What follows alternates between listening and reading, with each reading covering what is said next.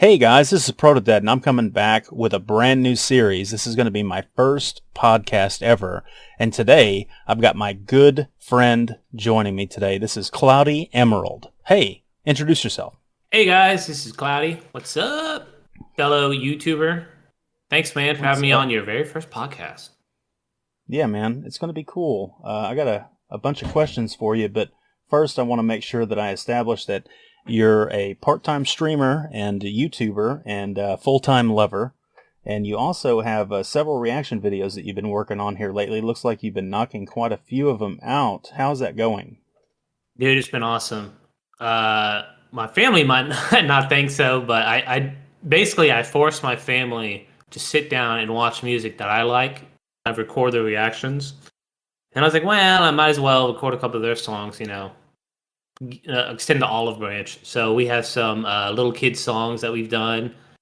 And I think it's been great. I think my family, like, once we get into it, they really like the music and they like recording, and I got plenty more songs that I'm gonna force them to watch. So y'all check it out. Yeah, that sounds really great. And it's also really cool to take the time to sit down and let them choose something and become a part of it. And they get to participate in the in the magic. Yeah, it's crazy how they're like, no, I don't want to do it. I was like, okay, well, how about you pick something? And then they come up with like five different videos, like, let's do it again, let's do it again. So, because we're on No, that's YouTube perfect. all day, every day, anyways. So, I mean, might as well put a little content out It there ourselves. isn't it amazing how, like, in our lives, young family, that we've gone from sitting in front of the boob tube as your pastime activity to we choose in the moment what we watch on our own individual boob tubes that are in our pocket. Yeah, the connectivity to me, I try to keep them at arm's distance with technology, but it never works. I mean, they have their own iPads. They have my daughter today just got a Switch Lite, so Oh, they even have their own little game systems. And no longer is it you crowd around one screen. Everyone has their individual screens. yeah. Wow. Like 30 years ago, it was one TV and it's in the living room. And now everybody has a TV in their bedroom, but they never have it on because they have the small pocket-sized device. Yeah, I don't know if it's a good thing, bad thing. I don't know. I try to restrict them as much as I can, but I think that's just where we're at. Technology, Yeah. all around us. Yeah. Yeah, I think a lot of people are afraid of technology. Technology! See, I made you jump with the technology, didn't I? Technology. Technology! uh, I appreciate that. I think it's really cool that you dreamt up something, and it's probably something you've been wanting to do for a long time, and you were able to get them involved, and now you guys can do that together. Technology rules everything around me. Treem is what they say. Yeah. Yeah, me myself, we've been trying to do board games and stuff like that. So once a week, me and my family, if we don't have something else weird going on, or we don't have major crisis like COVID-19 sweeping through the plains, we sit down on Friday nights and we play cards or play a board game for an hour or two. Dude, my And we, family, not to cut you off, but that can't happen in my house. I don't know why. Like my son's like the biggest mama boy, but when mm, him and my wife get together and like they butt heads so hard, scream, yell, throw stuff at. I mean, I don't understand. And then my daughter's like in the background just running around like not paying attention. Like when we try to like sit down and do stuff together, it's like an explosion. I'm like, what do y'all do? You know y'all a family, right? Jesus. mm, maybe there's too much sugar. I don't know. I have no idea. Like it's pretty crazy. Right, but you guys don't really eat a whole lot of sugar. They do shit. Oh, they eat the sugar. Yeah, maybe it's that, or maybe it's just no, it's just that the young people energy, man. I don't know, but board games are pretty cool. Like what y'all play like Uno and stuff? Actually, we just bought a deck, an Uno deck, like last week. So we played Uno last week, and then this last Friday. What we do is we have a rotation. So we started with the youngest person, and then cascading up to all four of us in ascending order of our age, and then it just starts back over. So every Friday, that whoever's turn it is, normally they get to pick what we eat for dinner if it's going to be fast food or something. They get to pick what dinner it is, and then they also get to pick what board game we play after dinner. So, yeah, we played Uno twice. Uno's pretty killer, man. I would be so excited about the food. Like, I'm all into that. Yeah, I mean, that's part of it. I mean, if we're really running short of money, then it's too bad. We're just going to have this thing. But sometimes when it's like, I don't feel like cooking, because a lot of times I cook, I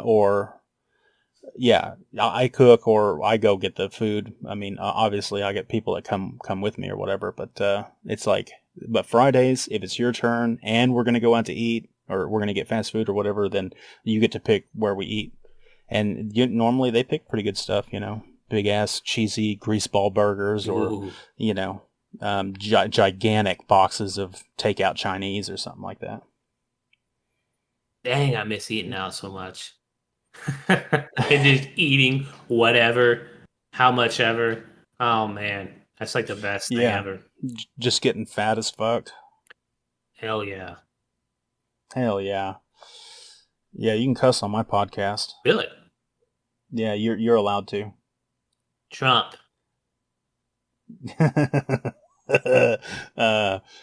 Trump is a dirty word in your household? Pretty much.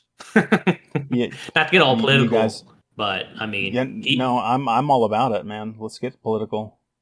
I've been told he's still the president, and he's half the president, and Biden is the other half, who controls the finances, and Trump controls the military. I don't know if I've ever heard that. You've never heard that spoken in a very serious and honest way? No. And looked at the person like, what? No, I never have. That seems very, very strange. Now, I'm not a Trumpster or whatever they're calling themselves, but I'm definitely not a Biden. I'm not for Biden or whatever. I think the two-party system, the Democrat-Republican system that we got in America is fucking weak, and I think it needs to go. It needs to go the way of the dodo, man, because we need to come up with something different because this shit ain't working. That's what I think. I can dig it. Yeah, I think it's crap. I think everybody's entitled to their own opinion, and you can definitely have your feelings about the stuff, but I don't think it's healthy. It's not healthy to divide a bunch of people. Like, there's no reason why, based on an allegiance that you make up, you become a part of this group, you pledge allegiance to this group or whatever, that we all of a sudden can't be friends and respect each other. Like, that doesn't make any sense. Like, we're Americans first, we're neighbors second. Everything else is like, way distant 4th, 5th, and 6th place in my mind. Like, none of that shit should really matter. Have you got into voting yet? Or I know we've talked about it before. Have I got into voting? Yeah. Yeah, I got into voting and then promptly got out of it because it's stupid.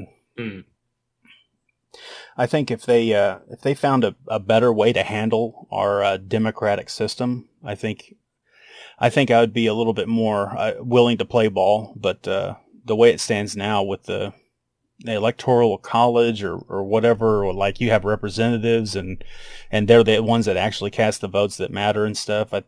I don't know, man. I'm not excited. First of all, I'm not excited about the presidents that we get to pick from, because I don't feel like the American populace gets to pick the president anyway. They pick what we're going to choose from to begin with. So it's like, that's not even a choice at all. Because if I wanted to pick a president, it wouldn't have been Biden or Trump. That's how I feel. Man, I would vote for Arnold Schwarzenegger. I'd vote for him too if he was eligible. Yeah, just because I watch a lot of his workout videos now. Yeah, for inspiration. Yeah, he was. Did you get his workout book, his bodybuilding encyclopedia? No, I just watched that clip where he's talking about the pump. It's like coming. Oh yeah, it's like coming. I'm coming all day long.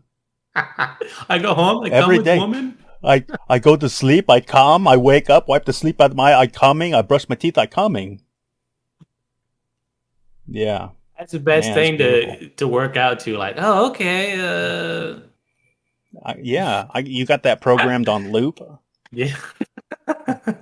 I guess I'm coming as I'm lifting these weights. I don't know. I don't know if I felt Yeah. that. Maybe I'm not doing it right. No, I think you need to eat more protein, actually. Probably. Maybe I need to like lift weights like upside down or something. Oh man. I'm all Uh over myself while I'm. all over the stomach and oh man. This kind of took a turn, but I feel like we just went off the rails. a little bit. I was going But to bring up a story, like going back to the game night. So when I was dating my wife, every holiday, like the day before, we would go over to grandma's house, which is like kind of out there, like in this old house, small, and all of her family would jam pack into this place, and it's mhm. all females. Her family is Oh, made up of like 99.9% females, and I would be like the only oh, dude. oh no. And it would be like an 8 hour family tradition the day before the holiday to cook all of the food, all of the desserts. And they would cook for like 20 people. There's only like 10 of them that would Oh, show up. Like wow. that's it. And so it became a thing to where I would go with her because we're dating. I'll get good within the family, right? And they would sit down and play cards. Like that was their big thing. So as like the turkeys in the oven, the pies in the oven, we would sit down and play cards. And I'm telling you, they would be violent, dude. Like oh my god, it's yelling and screaming. So the first like 2 hours would be like cussing each other out and screaming and like bringing up families past. And I'd be like in the Oh, corner, like, oh my God. And then like the next 2 hours would just be like punching everybody else over like card games and stuff, like nuts. And this is like card games I never even heard of. Speed, nuts, war. I don't know what the heck this is. And then like the last 4 hours would just be them shoving all the desserts in my mouth and be like, okay, here, you try this, and try that. So it was like every Christmas, every Thanksgiving 8 hours the day before, and then we would show up for the actual holiday, and we would mm. just eat the same food we just made the day before. I don't know. It was a crazy experience that her grandma's passed now, but I kind of miss. Oh, that sounds like some culture, dude. That's like some serious culture. It was, and it got to the point too that I stuck around long enough to they're like, oh hey, so tell Cloudy like whatever he wants to bring over, like we'll make them. So we would go to Walmart like the day before, and I would just literally just pick out boxes of like desserts and food, and I would show up, and they would have all the food ready, all the ingredients, and they would be like, okay, we'll make it for you. And so I Wow. kind of felt like a king in a way in like a super awkward position because everyone's yelling and screaming and like throwing shit at each other. But then at the end of Uh-huh. the day, boom, I would have like 50 desserts to choose from. I'm like, oh, okay. That sounds awesome.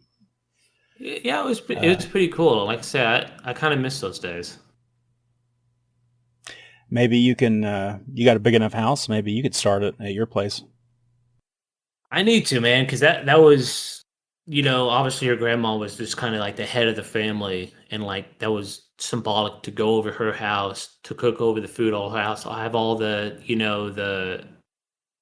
tradition to go over their place. So my house is kind of becoming that to where now we're kind of doing holidays over our house. So maybe we need to start that back up. Do game night the day before. Yeah, maybe. That sounds like a prime opportunity to become a little bit more family oriented. Not that you're not, but I mean, you really want to get that feel back. You got to provide an environment for it. Sure. Yep. Yeah, that's plenty cool, man. I think on holidays like Thanksgiving and Christmas and stuff, we go over to my wife's parents' place, my in-laws. We go over there, and they do a lot of cooking. I mean, normally every holiday, like we get off work 10 holidays a year or so. Pretty much every one of those holidays, right around the weekend, we go over there to their place, deeper in the country, and they know how to party, man.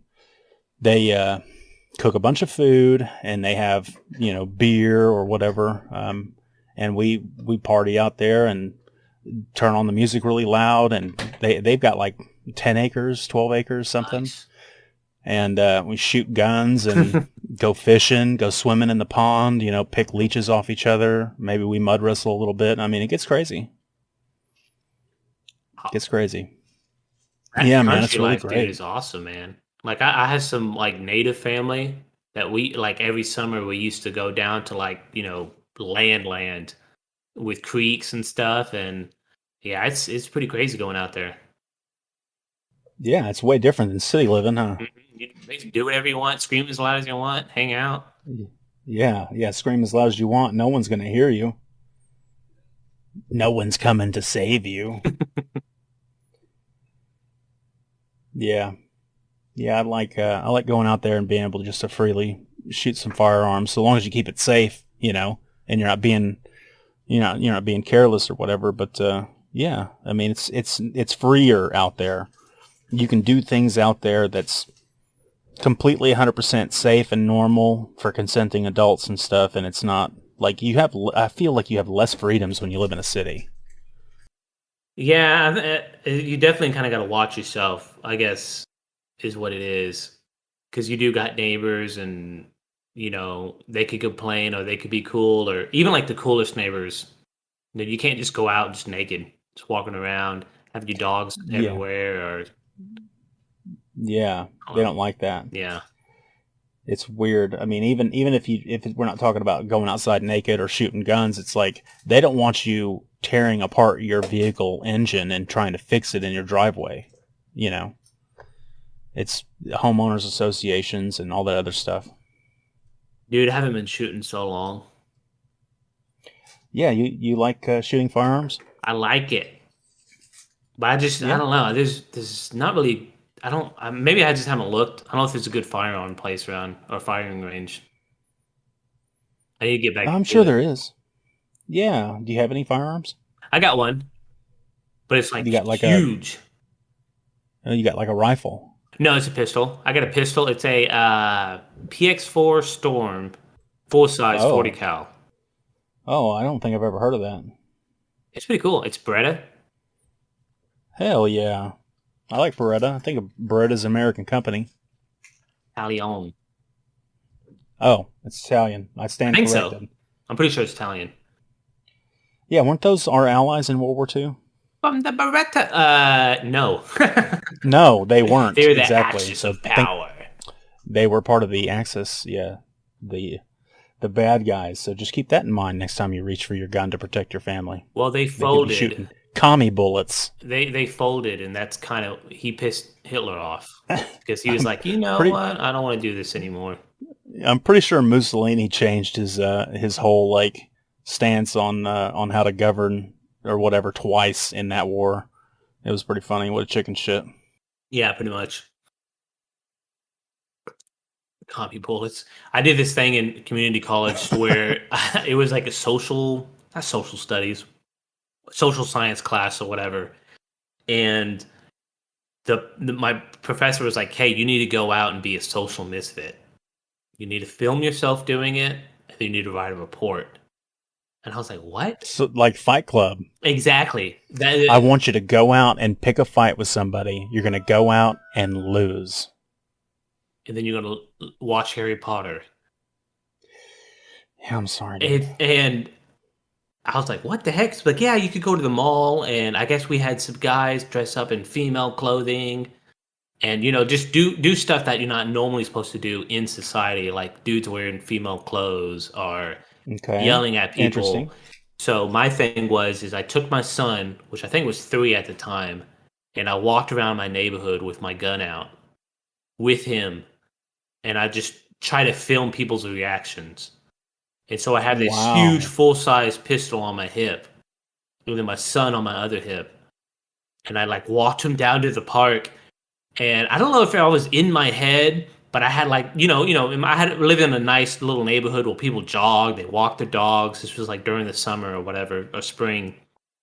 And so I had this old lady like running in the street, and I intentionally was like, "Oh, hello, hi, how's it going?" And she like ran up to us, and she was talking to my son, and he's all cute. I was like, "Hi," and I turned my hip to her, and I kind of like showed her my gun almost, and she's like, "Oh, okay, bye," and she like ran off, and I'm like, "Oops." I don't know if she like saw my gun and freaked out, or It seems to me like she did. I don't know because I never carry, even though I have a license. So I just felt super awkward and super weird. But I remember that was like the last few times I actually carried my gun in public. I was trying to like film people's reaction. I don't know, I thought it was a cool little project. That sounds really interesting. How much good footage did you get? Not good at all because I started filming like at the ground with my cell phone, and I would kind of like tilt it up and Try to capture them? try to capture them, try to capture their reaction. And like the last shot I got was me walking towards the park, which has like, a bunch of cars parked out on the street and with people hanging out. And there was this lady in her car, and I was like filming her, and I like waved to her, and she was like looking at me on the phone. And then like she quickly got off and like took off because I was like, "Oh, hey, what's up?" And I think she saw my gun. I don't know. It might have been in my head. And then I went and I told my professor that because you have to like go up and like And hold on, let me guess. And he said that was a bad idea. she was like, and I was like, "Yeah, I don't know if she saw it." And she looked at me like I was an idiot. Like she probably started calling the cops when you had left because you were flashing her gun at her. Yeah, I was like, that's what I'm sitting here thinking the whole time. I'm like, bitch, you told me to do something weird. I mean, probably Yeah, nothing like that, but I'm not yeah, gonna you didn't fucking say dress up not. in female clothes and walk around and on the mall. I'm going that's hardcore with this shit. I want an A. that's interesting how you thought like dressing up as a female at the mall was somehow like not achievable or whatever, but what is acceptable is walking around with a gun and trying to somehow capture their reaction with it. That's so funny. Maybe it was a good idea, maybe not. I don't know, but the cops never showed up, so fuck them. Yeah, I agree, man. I mean, so long as it didn't turn into a big ordeal, I think you ended up ultimately making the right decision. That's plenty good, man. Plenty good.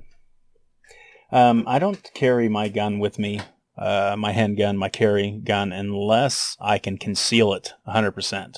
Like I really feel comfortable about concealing it, and I do go out and conceal carry every now and again.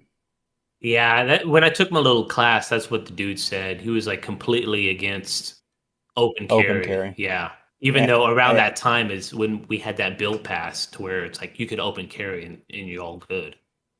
Yeah, yeah. I mean, some people look at that and they're like, "Oh man, that makes sense. I want to do it like that." Man, that doesn't make sense. I would rather people not be focusing on a gun on my hip, man.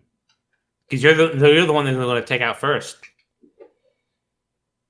Maybe, or just what I'm talking about is like 99.9999 times out of 100, you're not going to be in an altercation with anybody. So all the other times you're going to be dealing with other people, they're going to be focusing on the gun, and that's going to affect their every move and all their behavior. Do you You watch know, a YouTube channel called Active Self Protection? I don't think so, but you can link it in the Discord. 100%. Y'all need to check this out. Proto Knights, or whatever the hell y'all called. Active Self Protection. It's a YouTube video. It's actually a really cool, informative um, YouTube channel to where this dude basically reviews like gun altercations, fight altercations, like security cameras, cell phone footage, and he goes through and he teaches y'all lessons about owning a gun, being a safe gun owner, being an active self protection person to where like you're protecting your asp is what he calls it. So y'all need to check that out because he'll have like a video of like say like a shooting of a guy running into a store, shooting it up, and then the guy behind the counter like shoots back and blah blah blah. And he basically breaks down and shows you the footage and gives you guys like self defensive tools and things. So if y'all like And the guns and point, y'all like wanting to be a better gun owner, I suggest checking that channel out. okay. So hey, how do you spell that again? What is it? Active self protection. Okay. And this dude used to be like in the Navy. I think he used to be like MP or something. And Hmm. like he's like a defensive. He explains it in the video. Hey, my name is blah blah Sure. blah, and he goes over his Uh, credentials and His, stuff. yeah, okay. Sure, and then that way you can feel like he's speaking from a position of authority. Exactly, and his point too is, hey, you need to conceal. You need to, not be a target because the bad guy, they set the time, the place, and the pace of the attack. Like you have an Well, initiative deficit to where yeah, you don't pick the time that someone's going to rob you or pull out a gun on you. right. Yeah, yeah. I've heard that before, and it makes complete and total sense. Yeah, you don't want everybody. You don't want to broadcast that you've got that tool, deadly as though it may be. You don't want to broadcast to anybody and everybody that you have that tool on you. Yeah, because then they could plan like, okay, well, I'm going to get the drop on this guy first. Then boom, once he's taken out, everybody else will be Right. sheep. Sure. Right. Exactly. There's a guy that I follow and I listen to quite a bit.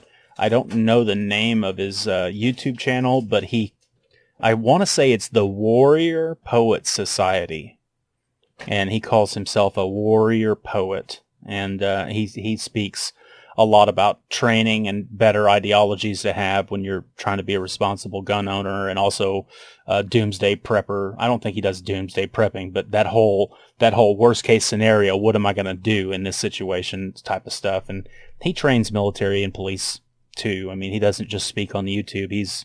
I want to say he's ex-military too, the guy. So Warrior Poet Society is another good one. I've linked several of his videos in the Discord and the firearms channel. Really, I need to check that out then. Yeah. Yeah, my wife loves doomsday prepping. She really got into that like a few years back. Yeah, I mean, it sounds silly from a certain point of view. If you want to have that attitude, it sounds silly, but I know that the whole COVID-19 thing didn't get super, super bad. Like, it didn't get really, really crazy, but there were some people out there that didn't get any toilet paper, and they were having to wipe their ass with, ripped up paper towels instead of, or having to use a washcloth. It got And close to bad. yeah, there was a point when we went to the supermarket and there was no meat, like hardly any meat available at one point. And that's partly because people buying it up because they were panicked, and partly because there wasn't people working the slaughterhouses or doing the whatever. This infrastructure that we have in America is very fragile. And a lot of people take it for granted, but it's very fragile. It takes a lot of people and a lot of coordination, and it takes a tremendous amount of effort to keep the trains running on time, so to speak. And once things start to like get in the mix and start to screw with that, a whole bunch of other things like economically, like way off in left field, like butterfly effect, can be affected. And one of the things is toilet paper and meat. So Yeah, the doomsday. I remember Go ahead. you sharing that picture being completely out of meat. And it's like a Sam's Club. It's like one of those big box stores where they have Yeah. tons and tons of just meat and food, and you show that picture and it was completely out. I mean, Mm-hmm. that kind of freaked me out. And I always Yeah. brought up that picture like, hey, this dude I know, like he went to the grocery store and there was zero meat. Yeah. Yeah. We had to go someplace else to get some meat that week. And that's part of the reason why both me and my wife decided to pull the trigger on trying to get some livestock on the property. So partly to trim down the grass and stuff, but also, if it really comes down to it, we could always blast one of the sheep in the back and carve it up and eat it. Yeah, I mean, I used to have a bug out bag for like tornadoes and stuff, Yeah. but I need to get back into doing that. Because I had like a Yeah. backpack. I had like 5 waters in there. I had a radio that was dead on arrival. And I forgot what else. I think I had like a fan or something, like an electric fan. Because if you go in like a storm shelter, they're super hot.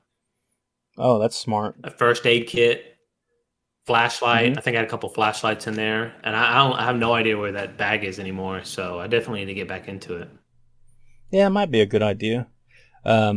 If it's something other than a storm, though, what the warrior poet guy, what he says is, he said he was a big proprietor of the bug out bag idea. He was like, all of his family members had their own bag. They knew where it was when the shit hit the fan. Everybody knew what to do. They did fire drills in their house, and they did, zombie survival drills or whatever. I just said that, but I mean, just whatever. Yeah. They knew where to grab their bag, and they knew where to rally and to load up in the vehicle and all that stuff. And he said the further he got into it, he had a realization that unless it's weather related where we have to leave because of the weather, if it's anything else, he needs a bug in bag. He doesn't need a bug out bag, because what better place to live out your time than your own home that you already, the layout, you already have supplies there.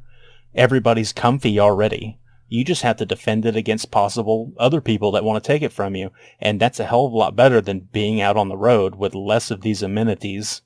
You know what I mean? So I've always told myself if I needed to, I could survive in the bathroom, and that would be the place I'd pick. You could drink out of the toilet and piss back into it. I mean, it's like a symbiosis. But the toilet has been it's cloudy safe space always. Holy moly! Because I grew up in like a big family, so I had all these brothers and stuff. But the toilet was kind of like this representation. Like every time when I would like punch my brother and they would like chase me down, or my dad got too drunk and he started yelling, I would run into the bathroom, lock it, and be in there for like 30 minutes and be like, I can live here. Oh my gosh! Yeah, that's interesting. Not that the bathroom is a safe haven. It's one of those places where you are allowed to be alone. And so long as you don't have a toddler or something that's just screaming to get to you, then you are allowed and you're expected to be treated as though it's okay for you to be alone there. So I can see why that you would think that's a safe haven. Yeah.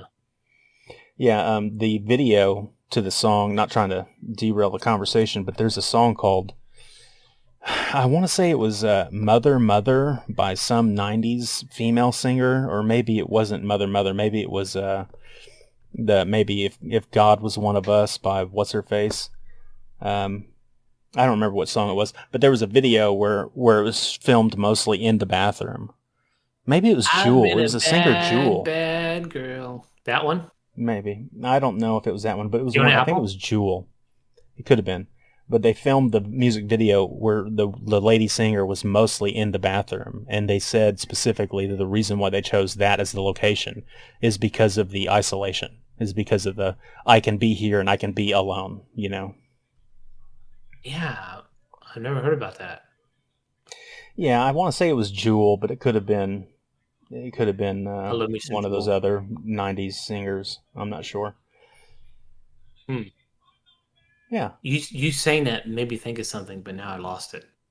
I'm so sorry. Whatever. Well, since we're talking about the bathroom, how many poops do you poop like a week? Like, what's your poop rate? A week? If I poo 5 times a day, 5 times 7 is 45. That's like a lot. I shit a lot, dude. My That's a lot of pooping. Is probably like the worst thing about me. It's been abused and destroyed so much. Just eating the most greasiest, spiciest bullshit food I could put through me. Yeah. And you actually have stomach problems? Oh yeah, 100%. Like I've always had heartburn. Always. Oh, is that the reason why you drink so much water? I'm not sure. I think I'm an overly thirsty person, but I remember in middle school going to the doctor for heartburn. Because I would literally wake up choking on stomach acid, and I would cough it and snot it out of my nose onto my pillow, and my nose would be burning from just the stomach acid. Oh, man. And I used to, even a few years ago, I would wake up in my sleep, but I would still be asleep, but I would have heartburn, and I couldn't move. So I almost had like that paralysis people get in their sleep. Mm-hmm. But I would have waves and waves of heartburn. It would come on like a wave. It'll get real bad, and then it'll kind of like go down. And I would be asleep, half awake, but I couldn't move. So yeah, I've always had like horrible stomach issues. Man, I'm sorry. That's terrible. It's okay. It's just because I'm a fat ass and eat dog shit food all the time. That's mostly why I'm Yeah. vegan too, to kind of just finally get away from all that shit. Well, that's good, man. Uh, it's really good that you're formulating a plan to take care of the ailment that you've got. I don't have too many ailments, really. I mean, I guess I'm fairly lucky about that. I've always blamed because I was brown. Natives are lactose intolerant. They got eczema, Mm. but they don't lose their hair. So I mean, at least that. At least you won't go bald, huh? Yeah, I'll get diabetes and die from fucking stomach cancer, but I'll die with a full head of hair. Is that the reason why you don't drink a lot of fire water?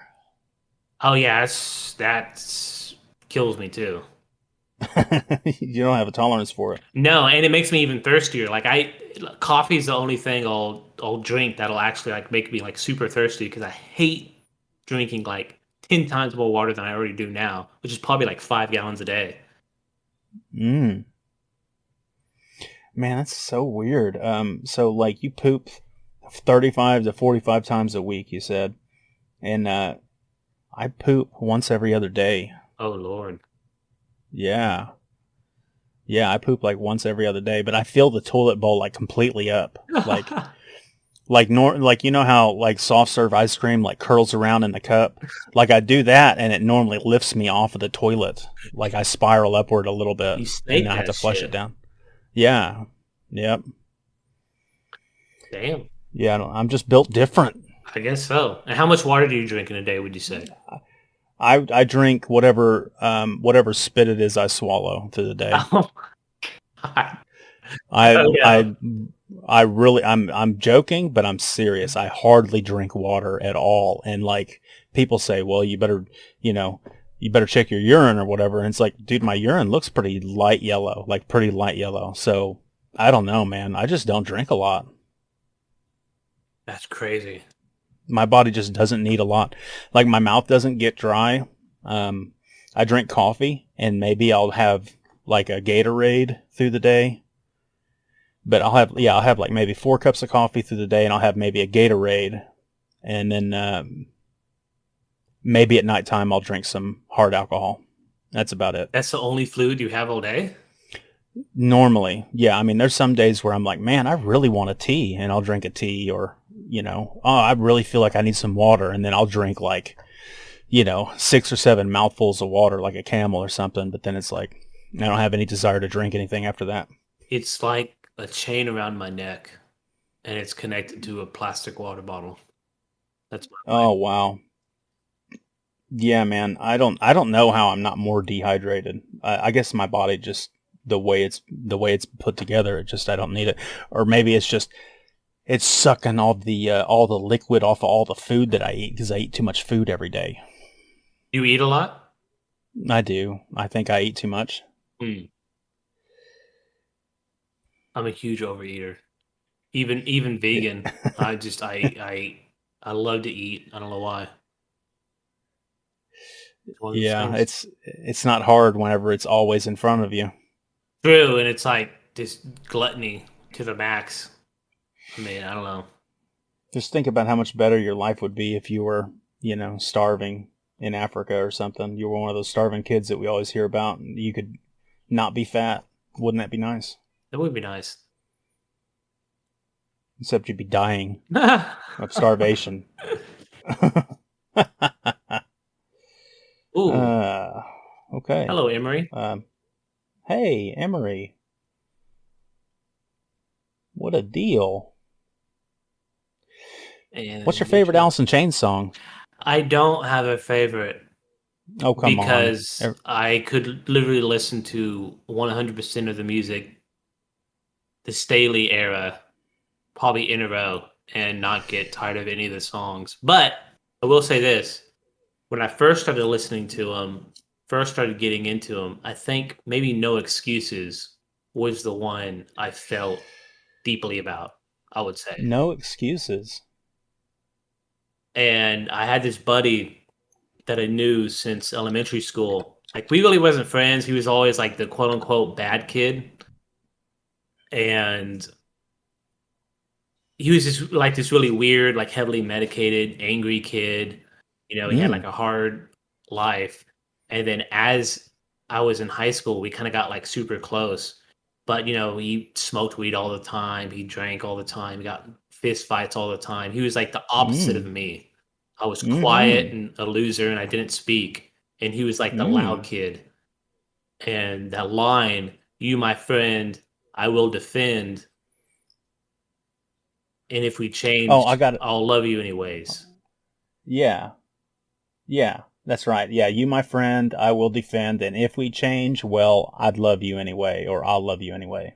And I always listened to that song in high school, knowing that one day, like even though we're like brothers through a high school, super close, like I kind of always had that thought in the back of my head, like one day we won't speak, we won't talk, and it's just because either I leave you or you leave me, but I still love you as a friend, man, love you as a brother, and that kind of pretty much happened. Yeah. You talk to him at all? No, I spoke to him a few times after high school because there was this pivotal moment where it's like we graduated. He went to jail because the cops found like a pound of weed in his car, like at high Oh. school. Mm. And people were judging me for being around him a lot too, and Guilt by association. pretty much. And I always hated that, and I never blamed him for it or myself. But it got to the point to where he called me up, and his mom called me up asking for money. And I was like, "Oh man, this is getting too real." And Mm. then he promised me he would. I'm going to be grown up. I'm going to be like a 25-year-old man. I'm only 18. We're going to act Mm. like I'm 25. Blah blah blah. Like 2 weeks Oh. after graduation, he's blitzed out of his mind, driving me around. And I think I was just lying to myself, saying like, "Oh, he's not high or he's not going crazy," because he would like hit on me a lot and stuff when you get high, and I was pretty much like his punching bag. Oh, he'd hit on you. Yeah, yeah, he would Like he would punch me. physically Yeah, he would he would like punch you like what physically in hit me. like in the arms or Yeah, something? and I would come Oh. home just black and blue, which is Alice in Chains record. Black His Way to Blue. So maybe that was a premonition too. But Well, yeah, I think you made their album name for them. I should sue, but I won't. Duval. I think that was the first one with Duval on it, wasn't it? Yeah, which I What's think his name? I heard was um Contrell's Okay. thinking about Blaine Staley dying because Hmm. he became black and blue after he died or something. I don't know. I don't know. I don't have the album. I need to listen to it one day, but I'm not It's not good. after Lane. Oh, okay. Well, after if you have it, let me borrow it and I'll rip it. But yeah, after the whole Lane Staley passing away thing, I didn't really care about any music that they produced after that. It didn't matter. It wasn't.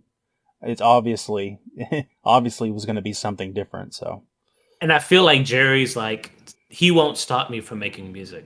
He won't stop me from making Alice in Chains. That's kind of my feeling of him having 3 albums after his death and basically yeah. having the same sound, the same music, the same singles. I mean, their Yeah. latest singles from Frog Rainer, I think it's called.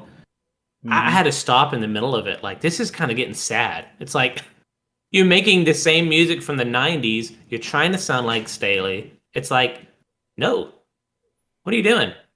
It's kind of, I mean, I Yeah. don't know. And I just kind of have this feeling like Jerry always felt like, because, he wrote like 90% of the songs.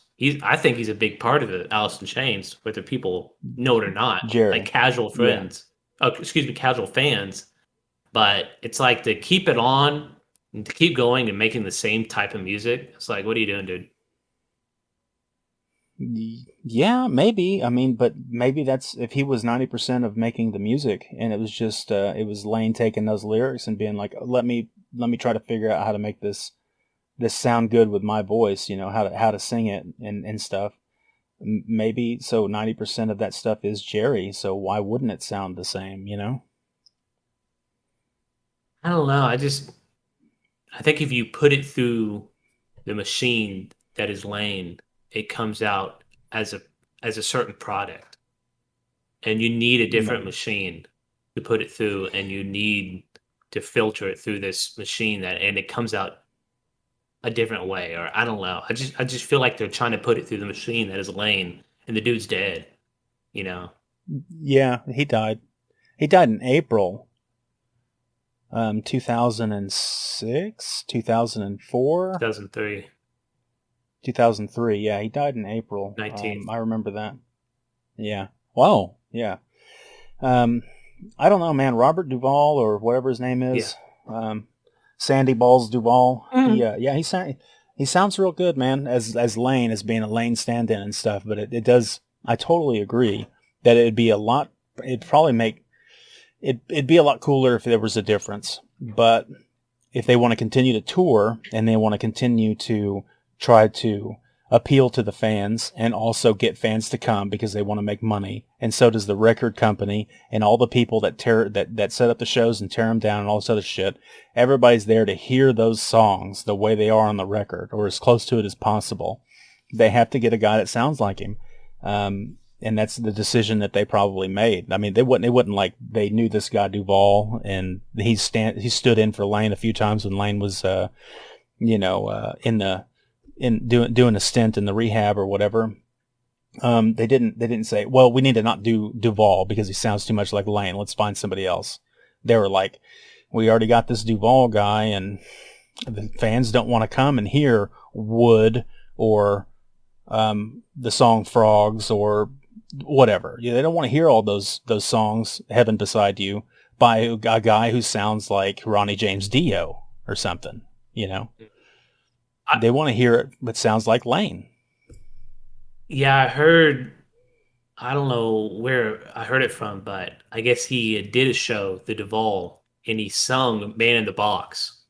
And then as he's getting off stage, I think Lane's mother or something turned to Jerry and was like, hey, that's him. He needs to be the guy. And that's kind of how they chose him. That's kind of like the lore. And I'm telling you, this dude could sing his ass off on Man in the Box and one or two other songs. But the other 5 or 6 songs that he sings that Jerry doesn't take over, I think is complete trash. No offense to him. But I haven't heard him. I don't listen to him. I need to take the time to listen to him, but I haven't, so I don't really have an opinion. I can't qualify that. Yeah, I've seen Alice in Chains a couple of times, obviously after Lane passed.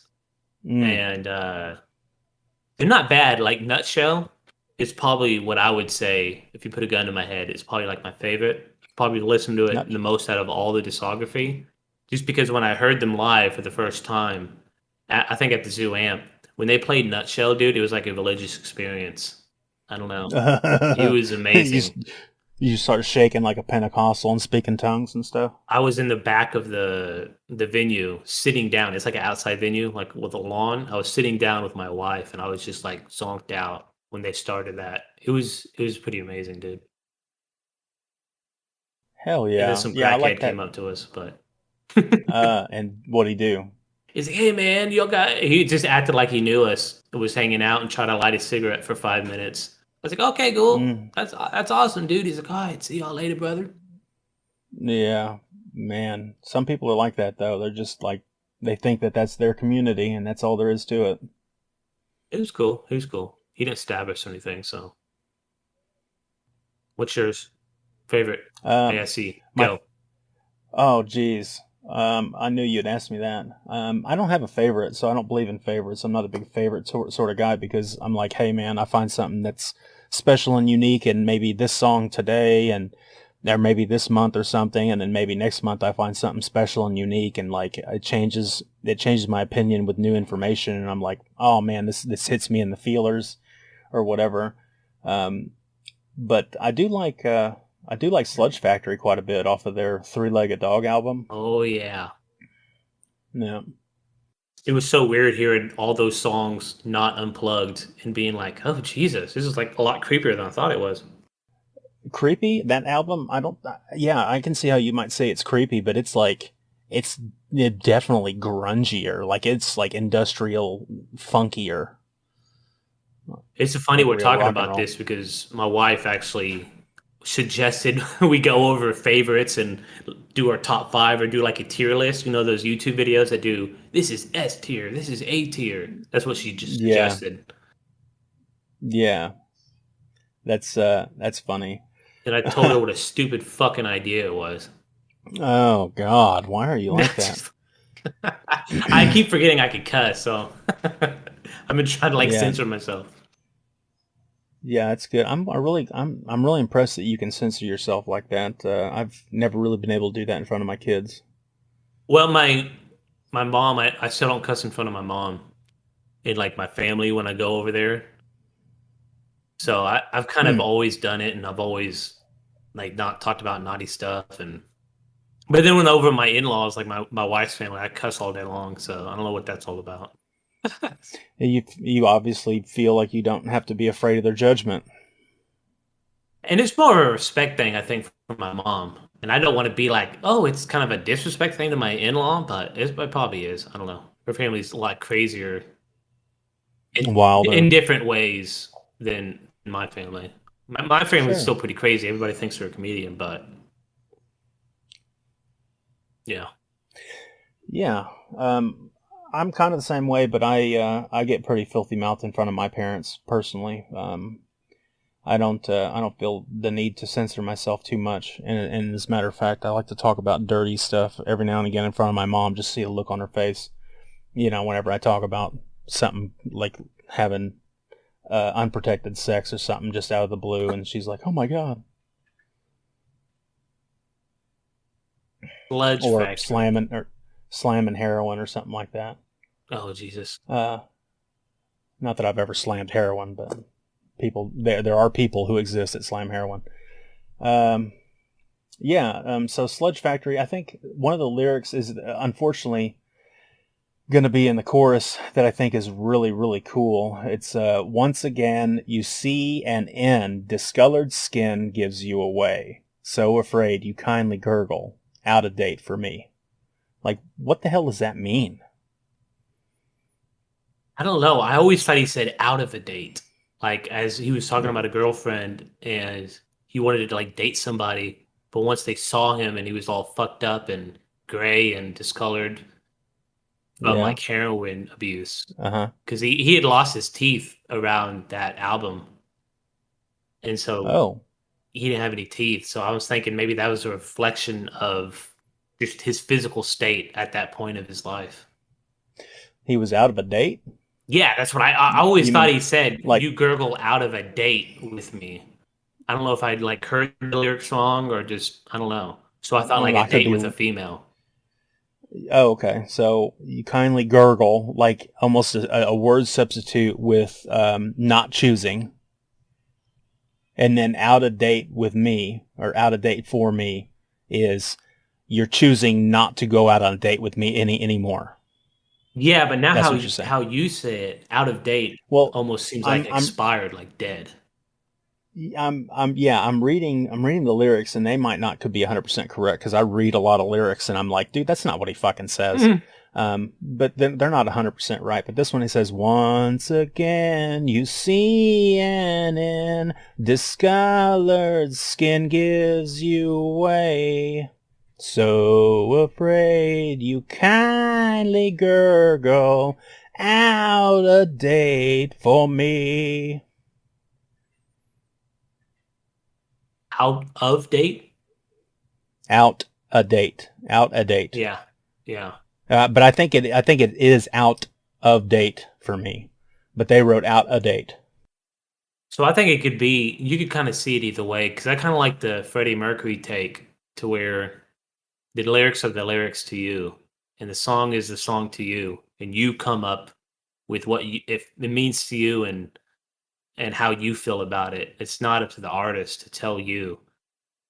So they make the art, and you react to it and indulge to it. Yeah. So I always thought that it was out of a date. Like you see me as I am, and I'm kind of shit.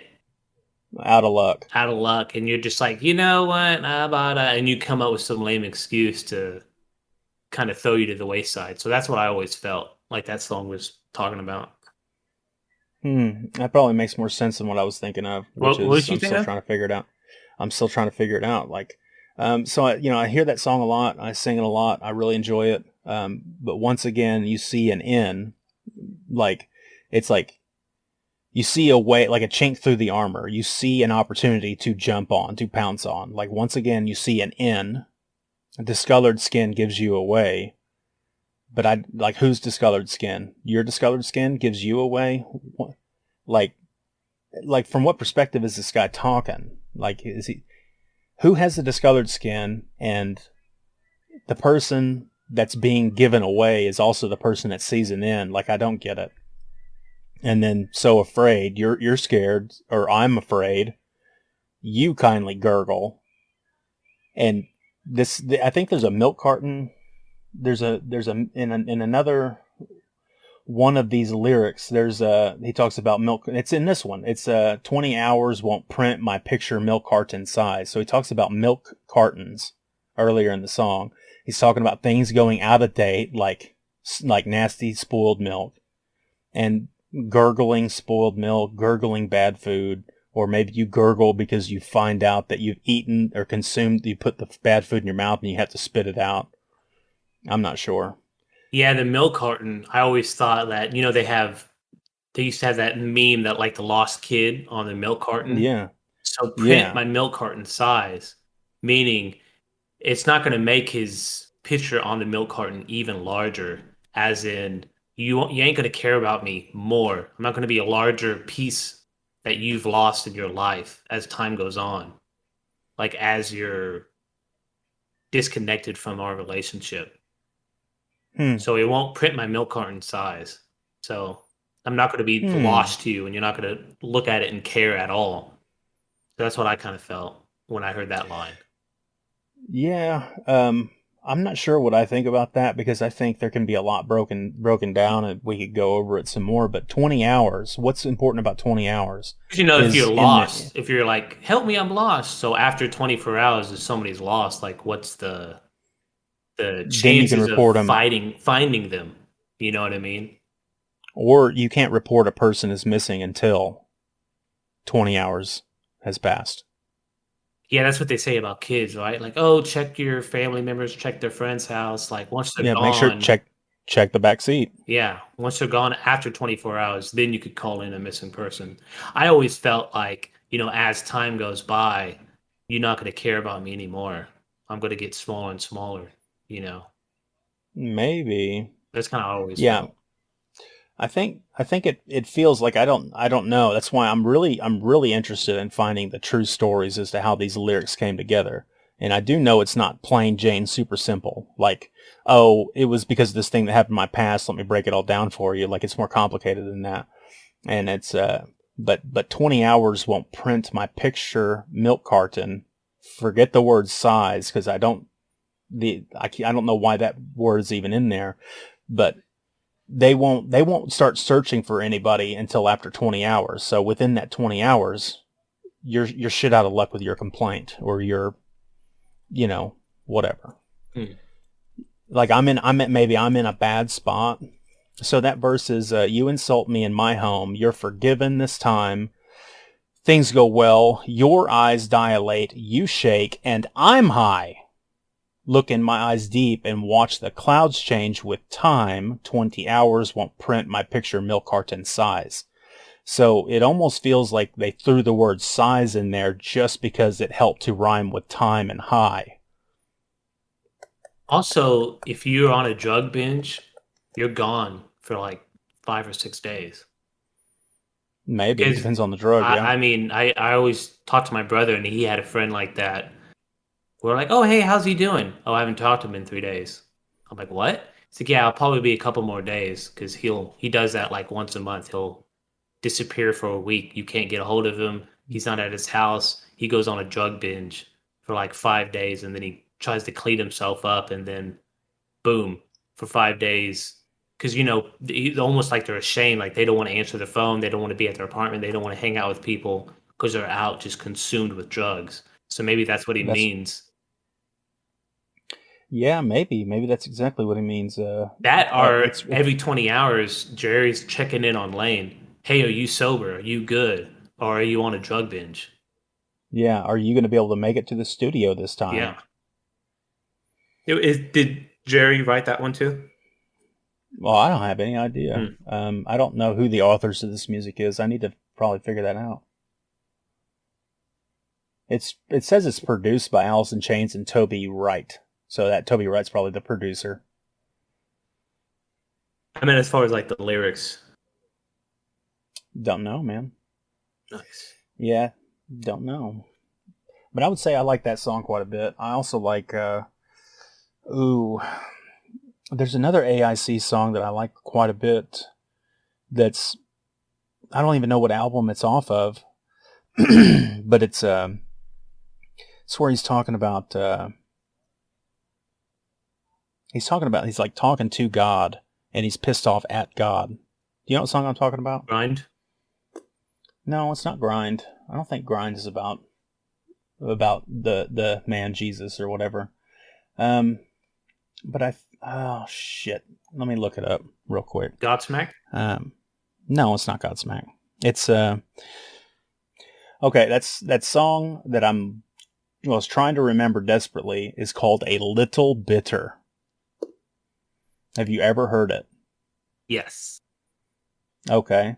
So it starts off, how the mind does shout for rest when the body's shaking, yeah. Oh, this tightness in my chest, still your leaves I'm raking. You know that song? Yep. I love that song. Yeah. I wonder, what album is that from? I think it's in the first one, right? I don't think so. I really don't. Or is that one of the like unreleased ones? I think it was on a soundtrack. I think it was on like the Last Action Hero soundtrack or something. 100% was. I think it was, man. Which was a totally awesome soundtrack, by the way, man. It had Queensryche on there, which I'm not a big fan of, but that song that they play is fucking cool. And then it had some Megadeth, which was totally killer. I think I think it was bested only by the Queen of the Damned soundtrack. I haven't watched that movie. Oh man, Queen of the Damned is like, dude, it's good. You should watch it with your wife. She loves that movie and the soundtrack. She likes that movie? Loves it, dude. Always brings that up. See, you sound just like her. Yeah, it's the best soundtrack ever. We had it. We played it all day. Oh my God. How come I'm not married to your wife? I'm not sure. I don't know either. But anyway, so the next lyrics are, oh Lord, is this a test? Was it fun creating? Yeah. My God's a little sick and he wants me crazy. And then he goes on to the chorus. So I like that song quite a bit. Although it may make some people pretty pissed off because it sounds like Lane's not too happy with the Christian God or whatever. I don't get into that junk. Who cares? Yeah, it's music. You're not worried about if the music is offending the God that you subscribe to? No, I don't. I mean, I don't care about any of that stuff. Are you? None of it. Are you Christian? I was raised Christian, yeah. I was raised in a church. But I always felt like my religion is tied to my church. My church is tied to my family. So it's separate than what anybody else is doing. You know, it's my own. But it's my church, my family. You see what I'm saying? Yeah. Because my granny, my mom's mom, her grandparents actually built the damn thing back in like the 1900s. Golly. So all the men, I would always hear, all the men got together, pulled their money together, and they built it from hand. And then as the generations went on, they built a separate church right next to it that was like the actual church that's still there now. And they have a plaque that says 19 blah, blah, blah. I forgot what year it was. And that's the church my granny was raised in. She was married to my gramps in it. My mom was married. My aunts, uncles, myself, and my brothers, we all got married in this church. So even though I'm not like a super religious person who thinks about God or going to heaven or the devil or anything like that, I still, you know what I mean? Mm-hmm. I'm glad I had those moments where this is my church, this is my family, this is my home almost. Wow, that's impressive. It's really neat, man. I think family and I think religion is important, but I don't believe in persecuting somebody else for their beliefs. I don't think that's important. But I think what you just spoke about, I think that's very important, very valuable. And you don't want to censor yourself either. Censor yourself in life because of Christ or because of Jesus. You know, if you want to make certain decisions like, oh, that's not very Christianly to do this or act this way or destroy my body with tattoos or drugs or blah, blah, blah. You know, some people do that. But as Yeah, far as like yeah. music, I think music is free reign. It's just something different. You can listen to it and enjoy it for what it is without having to feel guilty because for some reason they might have said 666 in the lyrics somewhere or something, right? Yeah. That's going bonkers. Or, Like getting upset with that stuff is like asinine. Like that doesn't even matter. or if it's devil music or, you know, it makes kids violent and blah, blah, blah. I've never I really don't. cared about any of that stuff. No, I don't believe in any of that. I think that's all horseshit. Because I sit there and like every time somebody says, well, the music, the AC/DC and Black Sabbath and all this stuff that people are listening to today, this is people back in the 80s, it's making these kids grab shotguns and kill people. It's like they're killing people, but we've been killing people since the beginning of man. And how much AC/DC did the Romans have? You know, like they say, oh, these video games are making kids violent or making people violent. They're going to the post office and shooting people up. Yeah, again, the Mongols. How many GTAs did they play when the Mongols were storming across China, massacring the fuck out of hundreds of thousands of people? You know, or Alexander the Great crushing people with elephants.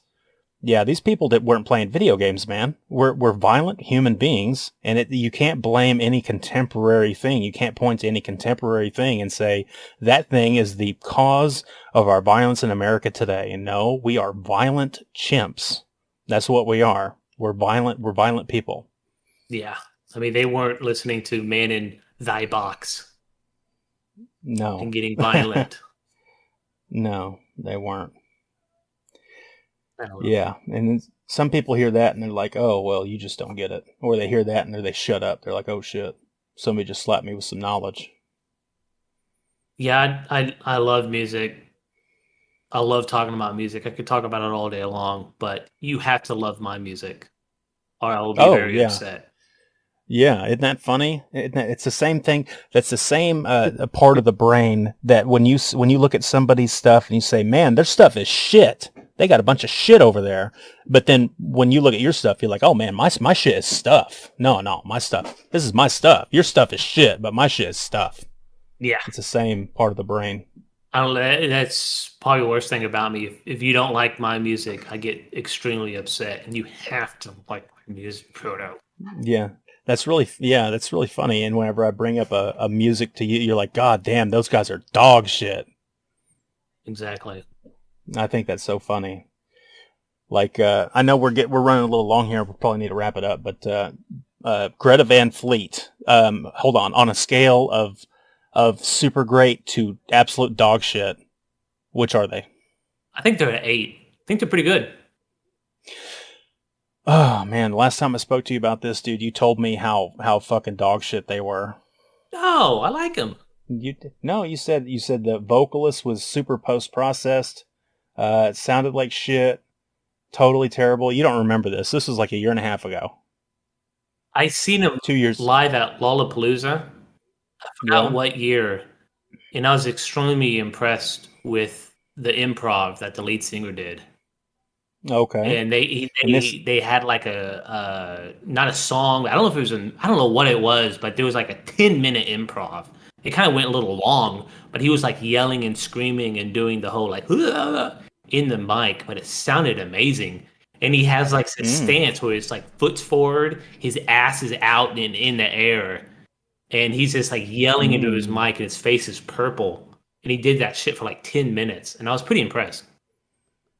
So that must have taken place after you told me your first opinion, which was absolute dog shit. I think the sound engineers, because I didn't watch the music video, I just heard it on the radio, and then when I watched the music video of I think one of their first popular songs, it was kind of trash, especially listening to it in headphones, because they like did the echo and they did this and they just junked up his voice so badly that it just I don't know, it just didn't sound good at all. And sometimes I think that happens with certain bands to where it's like, you don't need to junk up your voice, dude.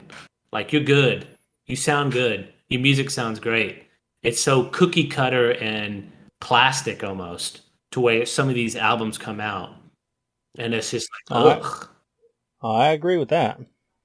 I just don't like it. And then there's some where they don't do that, and it's like, man, like Stone Temple Pilots, um, tripping in a paper hole or whatever. Oh yeah, tripping on a heart in a paper hole. That mix is so trash. It is so shit. I hate it, and it's such an amazing song. Oh man, Hate to listen to it because I think they just fucking monkeyed it up. It's like fucking hamburger meat. Ugh. I need to listen to it again because I don't have any frame of reference for what you're talking about. I think that was one of the last songs, kind of towards the end of the. I forget his name now, Scott. but what is it? Scott something. Yeah, I think it's towards the end of his tenure there with the band before he croaked off. Yeah, that was like one of the last, or was I don't remember, dude. It doesn't matter. I need to listen to the song to understand what you're talking about. I mean, that song came out of nowhere for me because I've listened to all of like the radio hits of Stone Temple Pilots, and I thought they were pretty fair, pretty good. But when I heard that song, I don't know how I heard it, but I was like, "What is this? Why haven't I heard this before? I'm gonna hear it way too much." But it is that, like, man, it sounds so shit, like really low quality. And I don't know. Even when you hear it on the radio, it sounds like dog shit. But it's such an amazing song. I don't know. It hits me in a certain way that I can't really even explain. I don't know why. Maybe if somebody else could do a cover of it, maybe they could do it better. I don't know. I don't know. I had to search for it. All right. Well, you feeling pretty good about it? I love talking about music and Alice in Chains. I do too. I think I could probably do this a whole lot more often. Same. Maybe break down some more lyrics, maybe have some opinions to share and stuff like that. I mean, I'd kind of hate to start a podcast and have only the one dude on it for the first 5 times in a row. But I mean, if that's what it comes to, then that's what it comes to. You know what I mean? Hey man, I'm free. I got the equipment, I got the time, and I'll talk to you more, man. It's whatever to me. Yeah. Okay. Well, I'm gonna go ahead and wrap it up here and close down shop. I got some things I got to tend to before I start cooking dinner tonight. We're doing chicken breast and I don't know, probably some steamed vegetables or something. So I got to prep. I got to do meal prep and stuff. Nice. But I'm gonna go ahead and this has been Protodead, and I appreciate you guys stopping by and checking out my podcast here. This is Cloudy Emerald, and I very much appreciate you taking the time out of your day to stop by and chat with me and allow me to get this all on the air on YouTube. This was the best 30-minute podcast ever. Keep it cloudy. Yeah, keep it cloudy. Okay, yeah. Appreciate everybody. If you could give Cloudy Emerald a look. I'll have his link in the description below. That way you can check him out on the YouTube. Give him a follow over there. If you like this, subscribe. Thumbs up if you liked it. Thumbs down if you fucking hated it. Leave a comment down below. If there's any other things, any other feelings that you might have about the podcast and about the video, and get engaged, man. Let me know. So this is me signing off. Catch you on the flip flop. See you. Later.